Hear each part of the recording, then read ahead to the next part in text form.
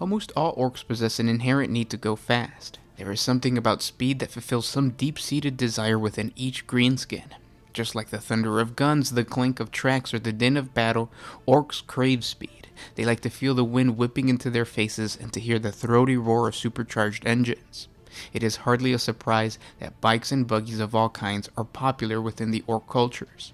These upgun vehicles may not be as sturdy as those within the Imperium, but they are cheap, they can pack a massive amount of firepower, and most important of all, they can achieve truly suicidal speed. However, this addiction to the sensation of speed isn't only satisfied by the vehicles of the orcs. The more primitive-minded greenskins have figured out a way to indulge in high-speed charges astride specially bred squigs.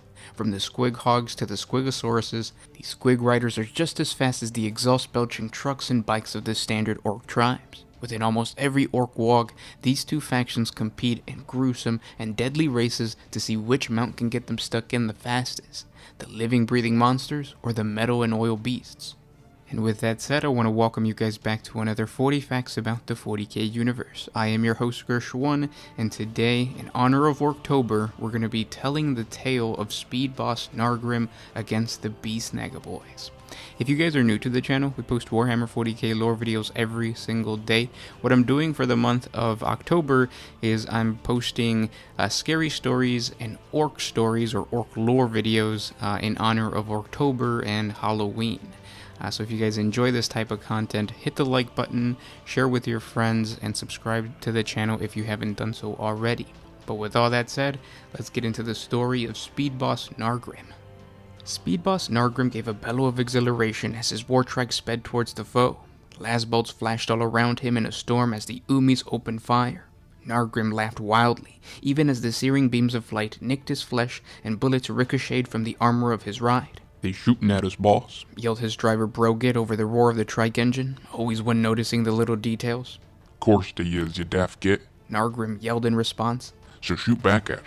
"Oh yeah," replied Brogit in a tone of sudden revelation. His boomstick roared. Up ahead, an Umi was blown off his feet in a puff of blood.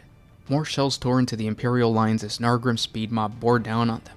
Warbikers cackled like maniacs as they fired their Daka guns, the recoil so ferocious that it drove several of them into impromptu wheelies. A couple of boom Daka snaz wagons spewed heavy caliber rounds while their crew banged on the roof, urging their drivers to go faster. Nargrim then saw the gunner of a Ruckatruck squig buggy land a beautifully placed squig right through the open hatch of an Umi tank. The resulting mayhem was only matched by the carnage, as the squig buggy itself lost its front half to a sudden blast. Nargrim barked and laughed as the vehicle flipped. When would they learn not to hide squig mines under the driver's seats as a gag? Suddenly, the speed boss's attention was caught by a flash of green and leathery brown to his right. He saw Mug, Big Stompa's Beast Nagaboys come stampeding in to draw alongside his speed mob. There was Mug himself, bent low over the neck of Gobzocker, his Squigosaurus, urging the huge creature along, while behind him came trampling mobs of Squighound boys and a trio of rumbling rigs that made the ground shake. Amongst most of the galaxy's preeminent races, the sudden appearance of allies would have been a cause for celebration. Nargrim, for his part, greeted the development with an affronted shout. "Zog off, you squig fondlers. This lot is ours." Mug just laughed in response. "Oh yeah? Race you oil guts. First one to the fight gets to put the boot in, if you don't break down before." Nargrim gave fair consideration to launching something right into the smug Beast Naga's toothy face, but while that might be fun, it wouldn't answer the challenge. Like all evil sons throughout orc history, Nargrim couldn't resist a raise. "Well," he roared at Brogitz. "You heard the runt, didn't ya? Give it some wheel." "Giving it some wheel, boss," Brogit shouted back before jabbing his green thumb down onto the handlebar's booster button. Nargrim whooped and held on tight as the wartrike hurled through the hail of Imperial fire and slammed into their lines like a high-velocity warhead. Still roaring, Nargrim swung his Nagaclaw and took the bounce out of some official Umi with a black-peaked cap. Then blood sprayed, the man's head span through the air, giving Nargrim a momentary glimpse of the wide, shocked eyes before it vanished beneath the churning wheels of his trike.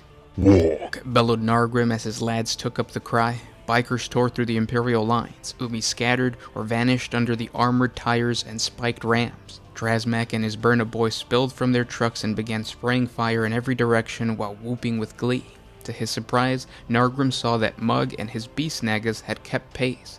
Gobzogger was even now wolfing down a screaming Umi. His throat was working as the Squigosaurus swallowed its prey whole. Even as he laid into the panicking, wildly shooting foe, Nargrim was conscious of the Squighog boys lobbing their rocket-propelled stickas, chain-hauling Imperial transports onto their side. A kill rig plowed through the melee, close enough that the wiring saws almost took a wheel off Nargrim's strike. The butcher boys hanging from its side shot rude gestures at him.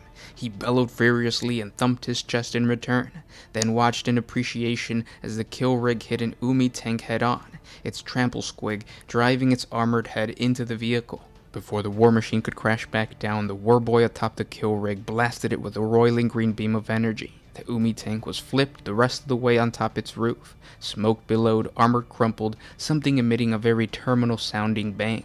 Nargrim sped past, even as the beast nagas converged onto their prey with cleavers and claws held high.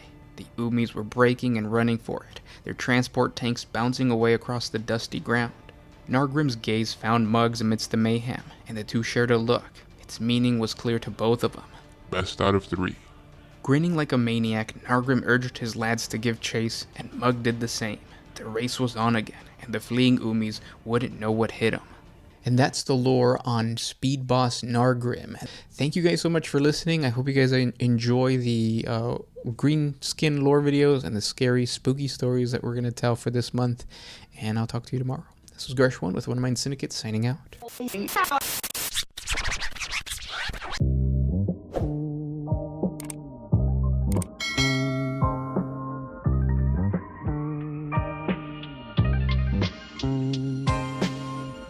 Oh, I did the